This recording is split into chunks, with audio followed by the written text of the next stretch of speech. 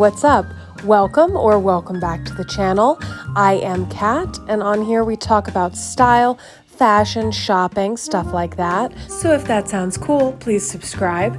Today we are talking about Rent the Runway, which is a topic that I love to talk about. Full disclosure, I am a Rent the Runway partner, but all of the views expressed in this video are my own and they are not sponsoring this or anything like that.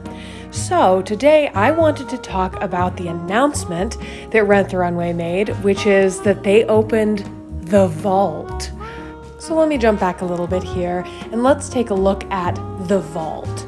So if you've been on the channel before, you know that I talk about Rent the Runway's subscription program a lot. And this has been the direction that they have been most focused in for several years now. But the brand recognition that most people have with Rent the Runway really is renting items for special occasions. So black tie wear, wedding guest outfits, that kind of thing.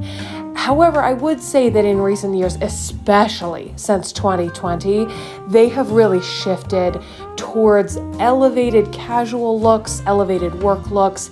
It is still all designer and it's all high-end or interesting pieces, but it's no longer black tie kinds of clothing. And I think that makes sense. You're going to get a lot more customers needing that day over day. But I have wondered if they would return to a business model where they had higher end stuff, because I've noticed a lot of the higher end stuff kind of trickling off of the website. So I'm not surprised to see this, and I'm personally very excited. So we've been looking at the announcement email that they sent out, and now we're going to jump over to the website to see exactly what items are actually going to be on the site. So to be clear, these are, they are designer names, but these items are meant to be luxury items. So I would say that the price points are going to be above $1,000, but it seems like several of these are even higher, true luxury pieces like what you might buy at Saks or Neiman Marcus. This is very exciting to me because those are the kinds of things that I would love to wear, but I don't want to buy. It's hard to just go and buy a $6,000 dress every time I want a wardrobe refresh, but I would definitely be willing to rent it. So FYI, I have toggled the sizes to be pretty standard straight sizing, 0 through 12, to see what they have. There were a little over 50 items that popped up, and I understand they did just announce it. That does seem a little on the low side to me, but I understand they had to acquire all of these, and even at a discount, that's quite an investment. But hopefully that won't be too much of an investment for them to grow this relatively quickly, because as I scroll here, there are some interesting pieces, some things that I could definitely see a use for personally. But not so many that the vault is going to come to mind immediately when I need something. However, these do feel more rentable than some of the things in their regular collection. Right now we're looking at a piece from Etro, and this is gorgeous. This is absolutely gorgeous and pricey. So this is a really great thing to rent rather than buy, because it's also going to be a hard one to find secondhand, especially something like this that is thousands of dollars. You're still going to probably be paying $1,000 secondhand or around that for a statement piece like this. So I can see the use case for why you would want to rent this. The other thing that immediately was a question in my mind was, what will the rental fees be for items like this? It seems very much in line with their rental prices across the website, and I actually think that they've done a good job with something like that Etro piece that we were just looking at not making it more expensive to rent. It is more expensive, but it's very much in line with the cost of the item. And that's nice to see. A lot of these seem very rentable at the price point.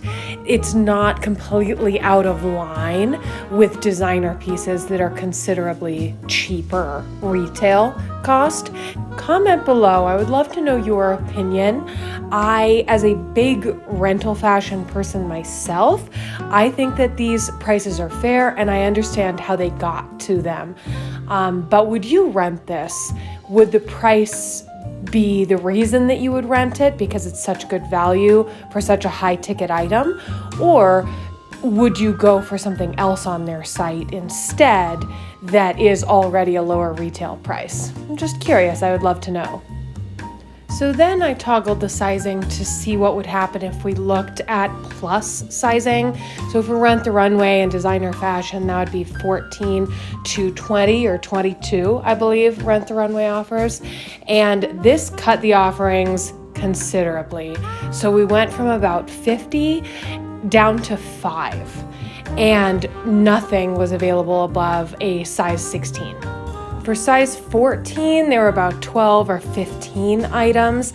And again, this is the day after the launch, so maybe there is more that's going to be added. But this is generally a challenge for Rent the Runway. A lot of the brands that they carry have relatively limited size runs, and Rent the Runway, I suppose, could work with them to create custom runs of sizing, but that is an extra cost.